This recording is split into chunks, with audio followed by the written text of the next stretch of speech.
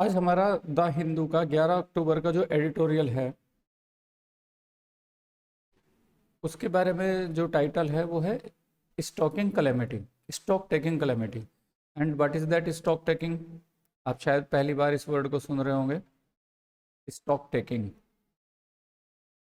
Calamity का CLAMITY, calamity का मतलब कोई आपदा वगैरह होता है, जैसे कोई नेचुरल कैलेमिटी है, जैसे आपदा, सॉरी, नेचुरल कैलेमिटी, जैसे कैलेमिटी कोई बाढ़ है, भूकंप है, या फिर आपका लैंडस्लाइड है, या फिर एवलांच है। तो इस तरह की चीज़ों को क्या बोला जाता है? कैलेमिटी, आपदा बोला जाता है। और स्टॉकिंग का मतलब होता है, ये स्टॉक टेकिंग जो है ये होता है जैसे कोई कंपनी वगैरह अपने असेट्स का, अपने सारी की सारी जो संपत्ति वगैरह है क्या है, जब उसका आकलन करती है तो उसको क्या बोला जाता है? Stock taking.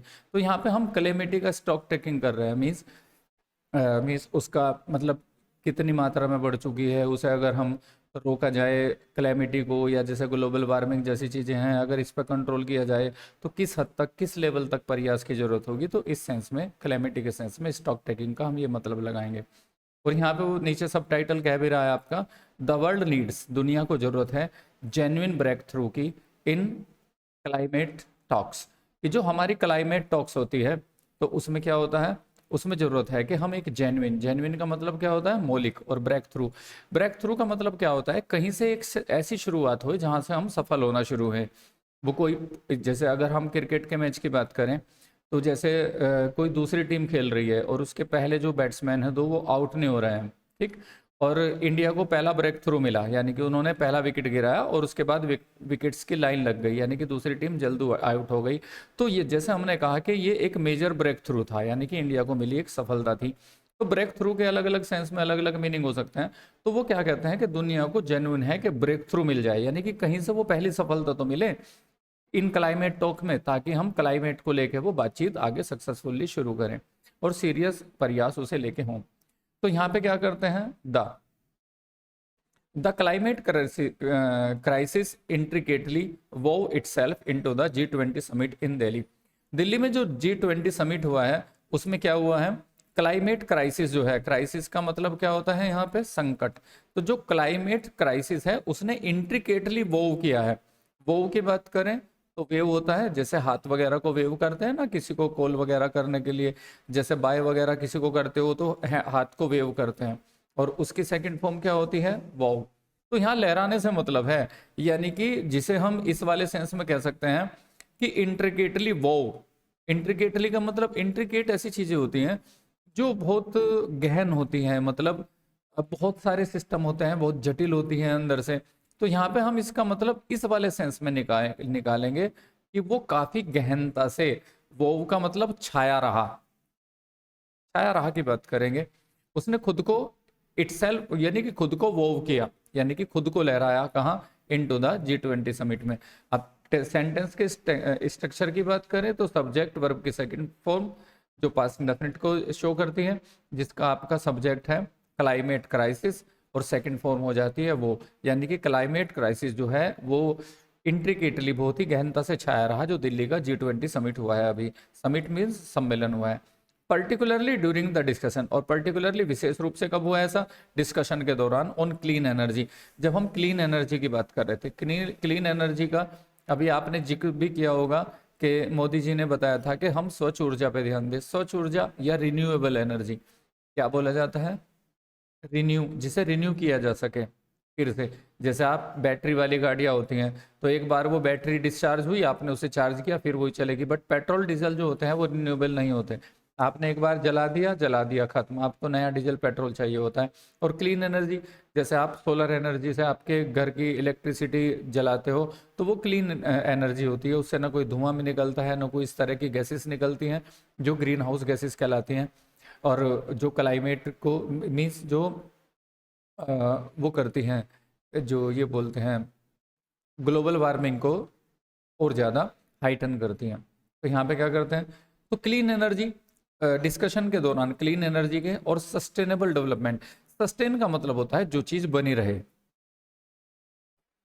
तो यहाँ पे डेवलपमेंट का मतलब जो डेवलपमेंट बना रहे, तो इसे हम कह सकते हैं निरंतरता से चलने वाला, सतत, लगातार जो कंटिन्यूअस डेवलपमेंट है वो बना रहे। एंड द कलेक्टिव रिस्पॉन्सिबिलिटी, और हमारी सामूहिक जिम्मेदारी हो नेसेसरी टू अवर्ट इट, और वो जिम्मेदारी जो इसे अवर्ट करने के लिए नेसेसरी है। अब यहाँ पे एक वर्ड आया है आपका अवर्ट। अवर्ट का मतलब होता है किसी खतरनाक या बुरी स्थिति को या तो बीच में रोक देना या उसे शुरू होने से पहले ही दूसरी तरफ मोड़ देना। तो वो कह रहे हैं कि ताकि इस चीज को अवर्ट किया जा सके। तो पूरा सेंटेंस को देखने का मतलब हमारा होता है क्लाइमेट क्राइसिस। देखें तो क्लाइमेट क्राइसिस जो है बहुत ही गहनता से छाया रहा G20 समिट के दौरान, और विशेष रूप से डिस्कशन के दौरान जो क्लीन एनर्जी और सस्टेनेबल डेवलपमेंट और कलेक्टिव रिस्पॉन्सिबिलिटी के को लेकर डिस्कशन था, जो जरूरी है इसके लिए, इस चीज को रोकने के लिए, इस कैलेमिटी वगैरह को रोकने के लिए, अवर्ट करने के लिए। तो यहाँ पे बोलते हैं द यूनाइटेड नेशंस ग्लोबल स्टॉकटेक, जो ये एक ही वर्ड है नॉर्मल देखे तो। अब देखो जो यूनाइटेड नेशन का ग्लोबल स्टॉकटेक है, अब स्टॉक टेक के मीनिंग में हमें जाने की जरूरत नहीं है, उन्होंने यहीं पे कोमा लगा दिया है और स्टेक टेक का मतलब बताया। तो स्टेक टेक का मतलब यहाँ पे अगर हम देखेंगे वही हमारा जो टाइटल है वही स्टॉक टेकिंग है। तो स्टॉक टेक को नाउन बनाया गया है, यानी कि जो आकलन किया गया है। और स्टॉक टेक क्या है, वो एक रिपोर्ट है, उन्होंने अपने आप ही समझा दिया आपको स्टॉक टेक क्या है। स्टॉक टेक एक रिपोर्ट है दैट वाज रिलीज्ड, जो रिलीज की गई थी just ahead of the G20 meet, G20 meet के ठीक आगे, यानी कि उससे ठीक पहले रिपोर्ट की गई थी। और उस रिपोर्ट को जो यूनाइटेड नेशंस का ग्लोबल स्टॉक टेक था, यानी कि ग्लोबली उन्होंने इस चीज को आकलन किया था। तो एक रिपोर्ट, और ये स्ट्रक्चर मैंने पहले भी बताया, फिर मैं समझा देता हूँ कोमा लगा के कैसे डिफाइन किया जाता है। जैसे अगर मैं ये कहूँ धोनी, धोनी लिख देते हैं कोमा आर कैप्टन, और फिर यहां से सेंटेंस शुरू होता है स्कोर्ड 50 रन्स। तो धोनी जो हमारे कप्तान है उन्होंने क्या किया, 50 रन बनाए थे। तो सीधा सा यहाँ पे है स्टॉक टेक और कोमा लगा के उसको डिफाइन कर दिया गया। एक रिपोर्ट है जो रिलीज की गई थी G20 मीट से पहले। Set out the scope.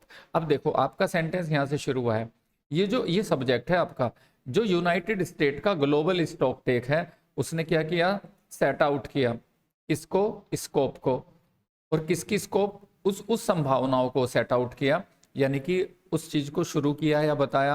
Of challenges, यानी कि वो चैलेंजेस दैट अवेटेड, जो अवेट कर रहे हैं, जो इंतजार कर रहे हैं the major economies of the world का, यानी कि जो दुनिया की प्रमुख इकोनॉमी है उनके सामने जो संकट है। अब यहाँ पे देखते हैं, देखो जो ग्लोबल स्टॉक टेक है उसने सेट आउट किया स्कोप को। स्कोप का मतलब क्या होता है, संभावना। यहाँ पे मैं आपको एक चीज बता देता हूँ, जैसे हमने कहा स्कोप, स्कोप का मतलब क्या होता है, संभावना। जैसे आप कोई कंप्यूटर का कोर्स करते हो और हम बोलते हैं भाई इस वाले जो सॉफ्टवेयर है इसका काफ़ी स्कोप है, मीन्स इसकी मार्केट में काफ़ी संभावना है, वो आपको बेटर जॉब प्रोवाइड कर सकता है। ऐसे ही आपने देखा होगा एक वर्ड होता है जैसे हम बोलते हैं टेलीस्कोप, जो दूरबीन वगैरह होती हैं। अब ये जो टेली वर्ड है ये रिप्रेजेंट करता है दूर को, इसके साथ बहुत सारी चीज़ें हैं। टेली के साथ आपने विजन लगा हुआ देखा होगा, टेलीविजन, विजन का मतलब दृश्य होता है, तो जहाँ दूर के दृश्य दिखाई देते हैं, अपने घर के टीवी सेट को बोलते हो। या फिर हम बोलते हैं टेलीफोन, फोन का मतलब आवाज़ होता है, तो टेलीफोन का मतलब जहाँ पे आप दूर की आवाज़ सुन पाते हो। तो ऐसे ही बोलते हैं टेलीस्कोप, जो आपके लिए दूर तक देखने की संभावनाएं खोलता है। तो यहाँ पे बोलता है कि ये जो स्टॉक टेक है, जो रिपोर्ट है जो रिलीज की गई थी G20 मीट से पहले, उसने सेट आउट किया है क्या, कुछ संभावनाओं को, उन चैलेंजेस की संभावना। चैलेंजेस का मतलब क्या होता है, चुनौती, कि वो चुनौती की संभावनाएं जो इंतजार कर रही हैं, यानी कि जो आ सकती हैं मेजर इकोनॉमिक्स के सामने दुनिया की। Even as it presented little, even, even, अब ये इवन का मतलब क्या होता है, देखो इस इवन की बात कर लेते हैं। ये इवन का मतलब होता है भी, लेकिन ये आश्चर्य वाला भी होता है। जैसे अगर हमने कहा ही अब्यूज्ड इवन हिज फादर, तो यहाँ कहने का मतलब क्या होता है, तो इवन जिसके साथ लगेगा उसके साथ कनेक्ट हो जाएगा। जैसे हमने कहा ही अब्यूज इवन हिज फादर, यानी कि उसने अपने पापा को भी गाली दी। अब यहाँ से इस इवन को यहाँ से हटा के अगर मैं इवन ही के साथ लगा दूं तो इसका मतलब हो जाएगा उसने भी पापा को गाली दी। यहाँ पे फादर के साथ क्या था, पापा को भी, ही के साथ लगा तो उसने भी पापा को गाली दी। और अगर यहाँ से हटा के मैं इसको एब्यूज के साथ लगा दूं तो इसका मतलब हो जाएगा उसने पापा को गाली भी दी, यानी कि कुछ और किया होगा, मिसबिहेव किया होगा, बट गाली भी दी। तो इवन जिसके साथ लगता है उसके साथ वो बता देता है। देखो जैसे हमने कहा एज को देखते हैं, एज इट प्रेजेंटेड लिटिल, क्योंकि इसने प्रेजेंटेड किया, लिटिल का मतलब बहुत ही कम, ना के बराबर, बियॉन्ड का मतलब होता है परे, और किससे परे? ये जो पूरा सेंटेंस है व्हाट इज ऑलरेडी नोन, तो इसको एक यूनिट के रूप में देखेंगे। व्हाट इज जो है ऑलरेडी नोन, पहले से ही जाना हुआ, यानी कि जो कुछ पहले से पता है। तो beyond what is already known का मतलब क्या हो जाएगा?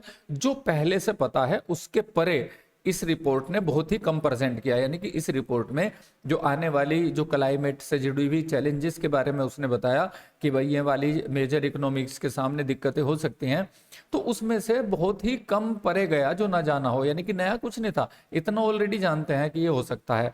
तो इवन का मतलब हो जाता है तो भी, even as it presented little, यानी कि चाहे इसने बहुत कम ही प्रेजेंट किया है, जितना जाना हुआ है कि ये वाली चुनौतियां दुनिया के सामने हो सकती है, फिर भी दिस स्टेक टेक, ये जो स्टेक टेक है यानी कि जो आकलन किया गया है आपदाओं का, इज टू सर्व, इसे सर्व करना चाहिए। इज ये है कहे के लिए, सर्व करने के लिए, एज ए टेम्पलेट, एक टेम्पलेट के रूप में। अब टेम्पलेट का मतलब क्या होता है? जैसे किसी चीज का टेम्पलेट बना देते हैं, फिर उसके अकॉर्डिंग बाकी चीजें चलती हैं। जैसे वो लकड़ी वगैरह का कोई पीस लेके कोई टेम्पलेट वगैरह बना देते हैं, या मैं सीधा सा अपनी बात में कहूँ तो एक खाका तैयार हो जाएगा। यानी कि ये जो स्टॉक टेक है, ये जो आकलन किया गया है कि दुनिया के सामने ये चीजें आ सकती हैं, इज टू सर्व, इसे काम आना है कहे के रूप में, टेम्पलेट के रूप में। और कैसा टेम्पलेट? टू गाइड, जो गाइड करेगा, किसे गाइड करेगा? डिस्कशन को गाइड करेगा। कौन से discussion? Ahead of the 20th conference, जो 20th कॉन्फ्रेंस से पहले होने हैं। और कहाँ? Of parties, conference of parties, parties की कॉन्फ्रेंस होनी है, शेड्यूल्ड इन दुबई, जो दुबई में शेड्यूल्ड है दिस नवंबर, इस नवंबर में। तो पूरे सेंटेंस को कलेक्ट करने की कोशिश करें कि ये जो स्टॉक टेक है इज टू सर्व, इसे काम आना है एक टेम्पलेट के रूप में। और कौन सा टेम्पलेट होगा? जो गाइड करेगा डिस्कशंस को। कौन सा डिस्कशन? जो अहेड, यानी कि पहले होना है किसका? 20th वो जो 20th कॉन्फ्रेंस जो है of parties scheduled in Dubai, यानी कि दुबई में जो पार्टीज की कॉन्फ्रेंस होनी है 28 नवंबर को जो शेड्यूल की गई है, जो उससे पहले बातचीत होनी है, तो उसके लिए वो कहे का काम करेगा, एक खाका बन जाएगा ये रिपोर्ट। क्योंकि उस स्टेक टेक को देखकर दुनिया ये है कि फिर उस पर एक बातचीत, ब्रेक थ्रू, जो शुरू में कहा था कि एक ब्रेक थ्रू तो मिलना चाहिए ना कहीं से, जैसे बातचीत शुरू हो, तो ये एक वो ब्रेक थ्रू का काम करेगा जिसपे ये क्लाइमेटिक जो जो आपदाएं हैं उनके बारे में दुनिया के लोग जो है वो बात कर पाएंगे और एक कोई सही सोल्यूशन उसका निकल पाएगा। और ये जो क्लाइमेट चेंज है आजकल दुनिया के सामने एक खतरा तो बना ही हुआ है, या तो बहुत ज़्यादा बारिश हो रही है या कहीं दूसरी जगह बहुत ज़्यादा सूखा पड़ा हुआ है, इस तरह की बात करते हैं। मैं एक ग्रामर के स्ट्रक्चर की ओर आपको याद दिला दूं यहाँ पे, उसके बारे में बता देते हैं। जैसे यहाँ पे ये सेंटेंस लिखा है उसने, this stock take is to serve, इसे काम आना है। ये स्ट्रक्चर कैसे काम करता है? यहाँ पे देखो, जैसे हमने ये वर्ड यूज किया इज आर एम, और उसके बाद इन्फिनेटिव यूज किया है टू प्लस वर्ब की फर्स्ट फॉर्म।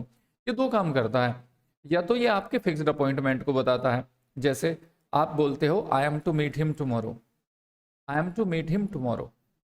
यहाँ पे अगर मैं इसका हिंदी मीनिंग देखता हूँ तो ये हो जाएगा आई एम, मैं हूँ, टू मीट हिम, उससे मिलने के लिए, टुमारो, हाँ ऐसा ही होगा, बट वो डिफरेंट सेंस में जाएगा। हिंदी अलग तरीके से बोली जाएगी, इसको बोलेंगे मुझे कल उससे मिलना है। और अगर आप ये कह रहे हो कि कल मुझे किसी से मिलना है, तो इट मीन्स वो फिक्स्ड अपॉइंटमेंट है, आप पहले से कह चुके हो। जैसे आप बोलते हो कि भाई नेक्स्ट वीक तो उसे यहाँ आना है ही, तो मैं उससे राखी तब बंधवा लूंगा। क्यों कह रहे हो उसे नेक्स्ट वीक यहाँ आना है? क्योंकि वो प्री प्लान्ड है। तो आप बोल सकते हो she is to come here next week, और ये ऑर्डर में भी काम करता है। जैसे अगर मैं आपसे कहूं you are to do it, आपको ये काम करना है राइट नाउ, तो ये एक ऑर्डर का सेंस भी ले लेता है। You are to do it right now, तुम्हें ये काम अभी करना है। तो वही चीज उन्होंने कहा है कि एक टेम्पलेट का काम करेगा ये जो रिपोर्ट है, उसके लिए, सॉरी, ये जो स्टॉक टेक है ये क्या करेगा? इज टू सर्व, इसे काम आना है कहे के लिए एक टेम्पलेट के रूप में, तो टेम्पलेट के रूप में काम आना है इसे। तो यहाँ पे क्या करते हैं, जो दुबई में होगा दिस नवंबर, देखो तो इस नवंबर में वो कॉन्फ्रेंस होनी है, उसने क्या कहा? And it meant to be an official reckoning, and it is meant, and is meant to be, यानी कि पूरा सेंटेंस है it is meant to be. ये इंग्लिश का एक स्ट्रक्चर है, it is meant to be, यानी कि ये चीज मेंट है होने के लिए, जिसे हम बोलते हैं ये होना भी है। जैसे अगर मैं कहूं it was meant to be, यानी कि ये चीज होनी ही थी, इसे होना ही था, ये होने के लिए ही है। तो यहाँ पे वो चीज क्या लिखी गई है? तो यहाँ पे सेंटेंस का मतलब है इसे एक टेम्पलेट का काम करना है। और फिर वो बोलते हैं and it is meant to be an official reckoning, और इसे होना है, क्या होना है, एक आधिकारिक रेकनिंग होती है। और रेकन का मतलब क्या होता है? रेकन का मतलब होता है कल्पना करना, अंदाजा लगाना। जैसे you can not reckon what it did, आप इस चीज का अंदाजा नहीं लगा सकते हो, अनुमान या कल्पना नहीं कर सकते हो कि इसने क्या किया। तो एक ऑफिशियल रेकनिंग बन जाएगी, कहे का आकलन बन जाएगा ऑफ द वर्क, उस काम के लिए रेकनिंग का काम करेगा। एक्चुअली डन, जो वास्तव में हुए हैं बाय द कंट्रीज, कंट्रीज के द्वारा सिंस 2015। तो यहाँ पे क्या होगा, यानी कि ये जो रेकनिंग है, जो स्टॉक टेक है, इसे एक टेम्पलेट बनना है जो गाइड करेगा डिस्कशन को, जो 20th कॉन्फ्रेंस होनी है जो दुबई में शेड्यूल्ड है उसके लिए नवंबर में। और इसे क्या करना है, ये एक ऑफिशियल रेकनिंग होने के लिए बनी है, जो ये देखा जाएगा कि 2015 के बाद कंट्रीज ने एक्चुअली किया क्या है इस मुद्दे पे। तो यहाँ पे क्या होता है, और कहे के लिए 2015 से क्या किया है, किस चीज में, in stemming greenhouse gas. Stem करने का मतलब क्या होता है, रोकना। स्टेम नॉर्मली वर्ब भी होता है, जैसे आप कोई फ्रूट या कोई सब्जी लिए बैठे हो और उसके पत्ते अलग कर रहे हो स्टेम से, उसके स्टेम्स को, तने को अलग कर रहे हो, तो उसे भी स्टेमिंग बोला जाता है। स्टेम करने का मतलब कहीं से किसी चीज का निकलना उगना भी होता है, कि ये इस चीज ने वहां से स्टेम किया है, यानी कि इसका कारण वहां से पैदा हुआ है। लेकिन स्टेम का मतलब रोकना भी होता है। तो यहाँ पे क्या होता है कि एक्चुअली उन्होंने 2015 से किया क्या है, स्टेम करने के लिए ग्रीन हाउस गैस को, ग्रीन हाउस गैस के इमिशन को। इमिशन का मतलब क्या होता है, यहाँ पे इमिशन का मतलब होता है उत्सर्जन। उत्सर्जन का मतलब, जैसे कोई इंजन स्टार्ट करें आप, तो उसमें से गैसेस जो हैं अपने आप ही उत्सर्जित होती हैं। जैसे आपने बिजली का बल्ब जलाया हुआ है, तो उससे क्या होता है, हीट एमिट होती है, यानी कि वो उत्सर्जित होती है, अपने आप निकलती है। और इसी से वर्ड बनता है, आपने सुना हो एलईडी बल्ब होते हैं आजकल, और उसमें क्या होता है, लाइट एमिटिंग डायोड होती हैं। तो इमिट का मतलब जो रोशनी को उत्सर्जित करती हैं, उस वो डायोड होती हैं। तो यहाँ पे क्या बोलते हैं, ग्रीन हाउस गैस का इमिशन को रोकने के लिए उन्होंने क्या किया है, इसके मुद्दे पे वो देखा जाएगा, रेकन किया जाएगा कि क्या होगा। वो रिपोर्ट, उसका एक टेम्पलेट बनेगी। उसमें क्या होता है, दैट ईयर, उस साल, signatories of UN conventions on climate change. तो यहाँ पे क्या होता है, तो जो सिग्नेटरीज थे, जो सिग्नेटरीज का मतलब जिन लोगों ने वहां पे साइन किए थे उस समझौते पे, तो सिग्नेचर करने वाले को लोगों को क्या हुआ, तो जो सिग्नेटरीज थे यूएन कन्वेंशन के, जो कहीं पे हुआ था, क्लाइमेट चेंज पे हुआ था, एग्रीड, उन्होंने सहमत किया था पेरिस के अंदर। तो पेरिस समझौता हुआ होगा टू कीप ग्लोबल एमिशन, कि वो ग्लोबल एमिशन को, यानी कि जो ग्रीन हाउस गैसों का उत्सर्जन है ग्लोबली, पूरे वैश्विक रूप में, तो उसे क्या किया था, उसे क्या करना था, रोकना था। टू कीप, रोकने के लिए, ग्लोबल एमिशन को फ्रॉम राइजिंग, बढ़ने से, बियॉन्ड 2 डिग्री सेल्सियस, यानी कि 2 डिग्री सेल्सियस से ज्यादा बढ़ने से रोकना था। As far as possible, as far as possible का मतलब जहां तक संभव हो, उन्हें 2 डिग्री सेल्सियस पर रोकना था। Limited to 1.5 degree C, 2 degree से ऊपर जाने से रोकना था, और 1.5 डिग्री सेल्सियस तक रोकना था। अब आप ये भी सोच सकते हैं कि अगर पूरी धरती का टेम्परेचर 1 डिग्री सेल्सियस बढ़ भी जाए तो क्या फर्क पड़ता है। जैसे हम 40 डिग्री सेल्सियस के टेम्परेचर को झेल रहे हैं, अगर वो 41 हो जाए तो क्या फर्क पड़ता है। ध्यान रखना, जब भी ग्लोबली बात होती है तो वो औसत तापमान की बात होती है, और औसत की जब आप बात करते हो तो बहुत भयंकर फर्क होता है। पूरी धरती के औसत तापमान बढ़ने का मतलब जानते हो क्या होता है, 1 डिग्री में कितना फर्क पड़ता है। अब आप देखो कि नॉर्मली अगर हम 3 स्टूडेंट लें, कि एक के नंबर आए हैं 14, एक के नंबर आए हैं 10, और दूसरे के नंबर आए हैं हमारे 6, तो अब औसत की बात करो तो औसत क्या हो जाता है 3 लोगों का, अगर हम कहें 10 और 6 16, और 14 मिला के हो जाते हैं 30 को डिवाइड करो तो औसत ये 10 ही रह जाता है। तो औसत तो 10 है, पर इस 10 से ऊपर देखो इधर कितना ज्यादा जा रहा है 14, और इधर क्या जा रहा है, बिल्कुल नीचे 6 की तरफ जा रहे हैं। तो इतना अंतर पड़ता है। तो उसका मतलब है किसी देश का टेम्परेचर बहुत ज्यादा होगा, किसी का बहुत कम होगा, तो 1 डिग्री पूरी धरती का टेम्परेचर बढ़ता है, तो वो बहुत भयानक उथल पुथल की तरफ संकेत करता है। तो ये तो मैंने केवल 3 के लेवल पे बात की, और जहां वैश्विक लेवल पे बात करते हो तो कितना उसमें डेविएशन होगा ये आप सोच भी नहीं सकते हो। तो ये बड़ा सीरियस इशू है, 2 डिग्री 1 डिग्री का मामला नहीं होता है। तो यहाँ पे क्या बोलते हैं, as limited to 1.5 degree Celsius पर रोकना था। दो इट एक्नॉलेजेस, यद्यपि, दो का मतलब क्या होता है, हालांकि, यद्यपि ये एक्नॉलेज करता है some headway the world as of now is emitting gases in a manner that will certainly overshoot the, देखो तो ये क्या करता है, यद्यपि ये एक्नॉलेज करता है, यानी कि इस चीज में ये चीज है कि सम हेडवे द वर्ल्ड, इसमें दुनिया की तरफ कुछ हेडवे मिलता है, यानी कि देखने का हमें तरीका मिलता है, as of now is emitting gases, तो यहाँ पे क्या करता है, सम हेडवे द वर्ल्ड, यानी कि कुछ दुनिया के कंट्रीज क्या कर रहे हैं, वो जिस तरह से गैस को इमिट कर रहे हैं इन ए मैनर, एक इस मैनर में कर रहे हैं, दैट विल सर्टेनली ओवरशूट, जो निश्चित रूप से ओवरशूट करेगा, परे निकल जाएगा, of the Paris agreed limit, यानी कि पेरिस की जो एग्रीड लिमिट थी, यानी कि पेरिस में ये किया गया था 2 डिग्री से ऊपर जाने से रोकना है, 1.5 डिग्री पे कंट्रोल करना है उसे, बट जिस तरह से दुनिया के लोग जो इसको कर रहे हैं, जिस तरह से गैसों को इमिट कर रहे हैं, तो उसका मतलब है कि निश्चित रूप से क्या करेगा, ये उससे परे निकल जाएगा, उस लिमिट को नहीं कर पाएंगे अब हम। तो वो क्या करता है, the report unequivocally state that, यानी कि रिपीट स्टेट करती है, बताती है हमें। अनइक्विवोकली क्या होता है, अगर मैं इक्विवोकल की बात करूं, इक्विवोकल, इक्विवोकल का मतलब होता है गोलमोल, यानी कि सीधी बात नहीं कही गई, और उससे पहले मैंने अन लगा दिया तो इसको अपोजिट कर दिया, यानी कि सीधी सीधी, तो इसका मतलब क्या होता है, तो ये रिपोर्ट डायरेक्टली सीधे सीधे बताती है that much more ambition in action, कि ज्यादा इच्छा शक्ति, एम्बिशन का मतलब महत्वाकांक्षा, कि हमें क्या करना पड़ेगा, हमें ज्यादा इच्छा शक्ति की जरूरत पड़ेगी अपने एक्शन में, एंड सपोर्ट, और जो यानी कि ज्यादा इच्छा शक्ति एक्शन में और सपोर्ट की जरूरत है फॉर इम्प्लीमेंटिंग डोमेस्टिक मिटिगेशन, कि जिसमें हम इम्प्लीमेंट कर पाए, इम्प्लीमेंट का मतलब क्या होता है, किसी कार्य योजना को हकीकत में लागू करना, ताकि हम लागू कर पाए किसको, घरेलू। मिटिगेशन का मतलब होता है शांत करना किसी चीज को, जैसे उससे उसकी जो पीड़ा थी वो थोड़ी मिटिगेट हुई, यानी कि थोड़ी सी शांत हुई, यानी कि थोड़ा सा कम करना है।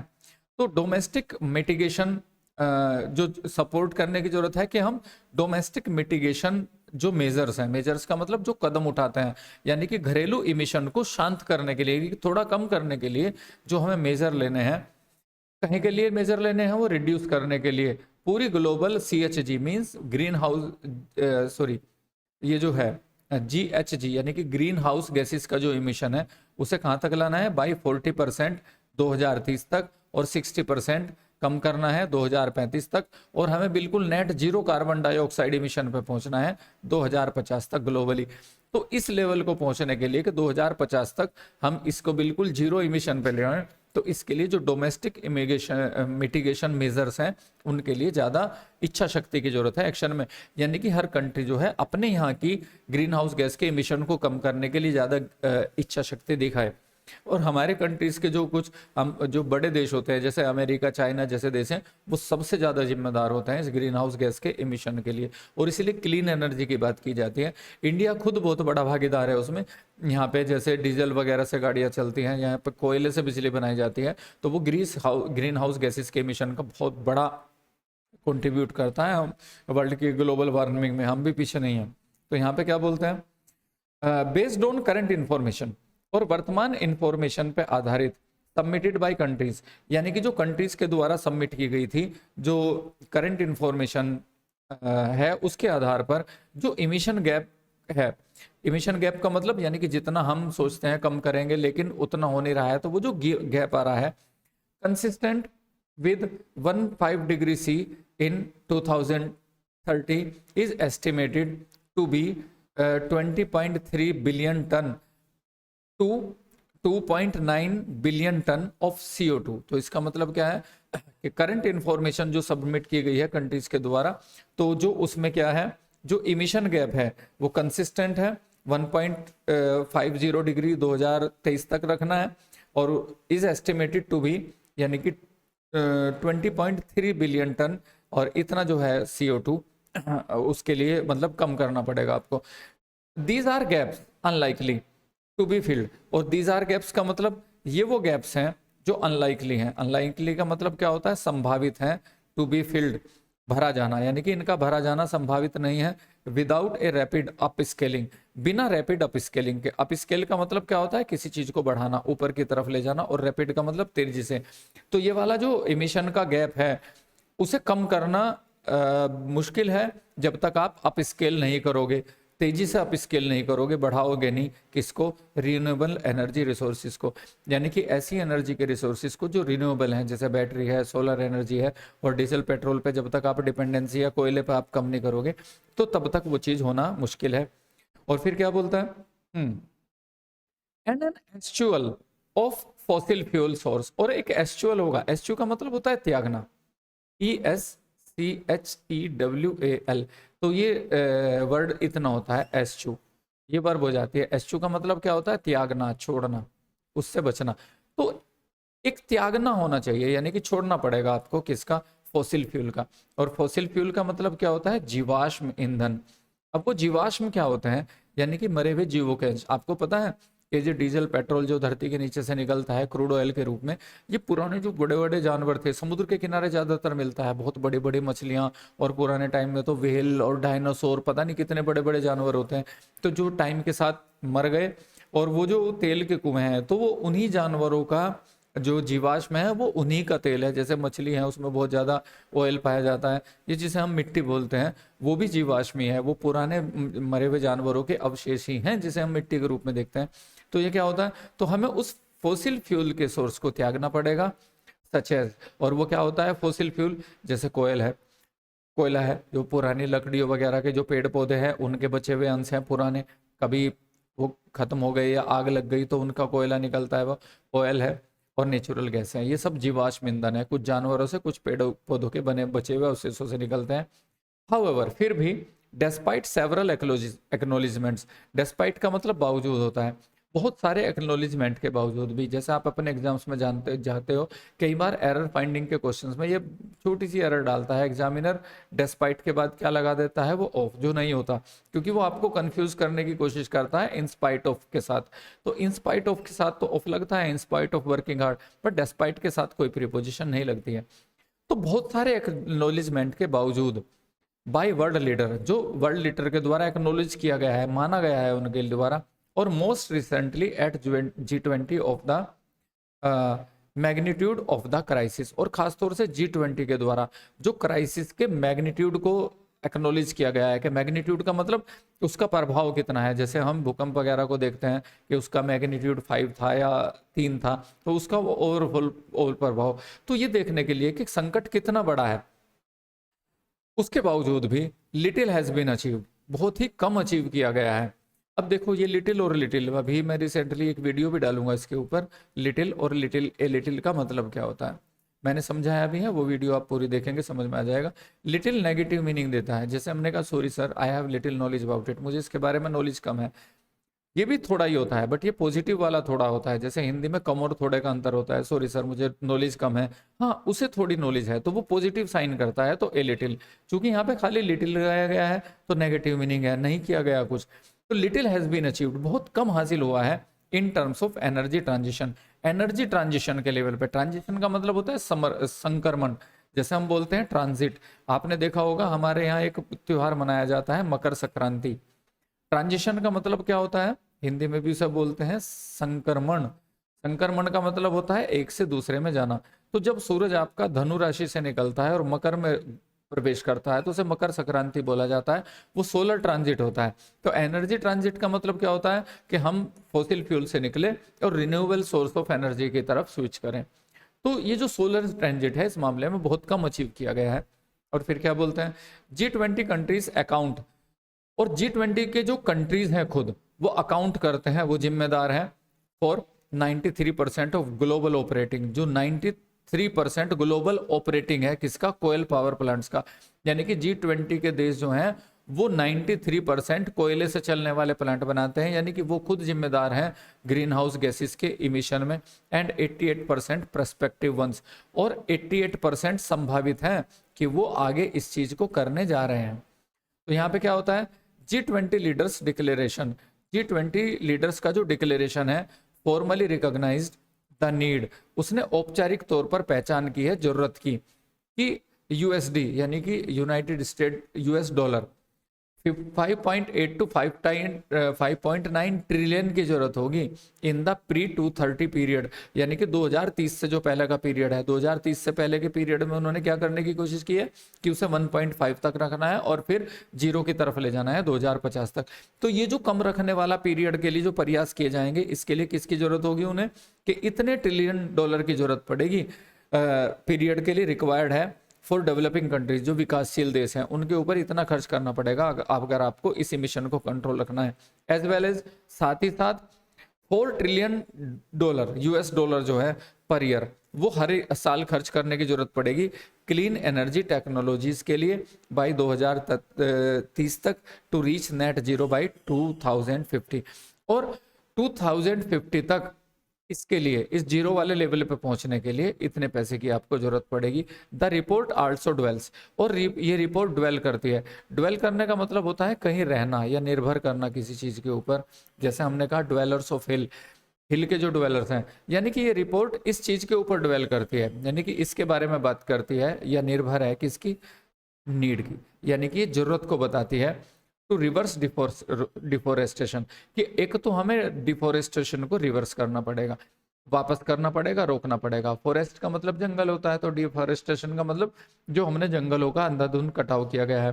तो ये रिपोर्ट इस चीज पर डिवेल करती है, यानी कि इस चीज को सामने रखती है कि सबसे पहले तो आपको डिफोरेस्टेशन को रिवर्स करना पड़ेगा, यानी कि जितने जंगल कटे हैं उन्हें आप वापस उससे ज़्यादा लगाएं, ताकि ग्रीन हाउस गैसेस को कम किया जा सके। क्योंकि पेड़ क्या करते हैं, वो कार्बन डाइऑक्साइड को लेते हैं और फिर क्या करते हैं। And the adoption of electric vehicle, adopt करने का मतलब अपनाना, आप इलेक्ट्रिक व्हीकल को एडॉप्ट करें, अपनाएं, as vital prongs to a clean energy economy, जो एक वाइटल प्रोंग होगा। अब यहाँ प्रोंग की बात करूं मैं आपको, तो जैसे वो आप वो काटते हो ना, जैसे पोर्क होता है आपका कांटा, वो छुरी कांटे के साथ खाना खाते हैं, तो उसके बाद वाले जो उसके वो पॉइंट्स होते हैं, जैसे ऐसे ऐसे होते हैं ना ये प्रोंग्स, तो उनको प्रोंग्स बोला जाता है, जो उसके वो डिवाइडेड एंड्स होते हैं बाद में।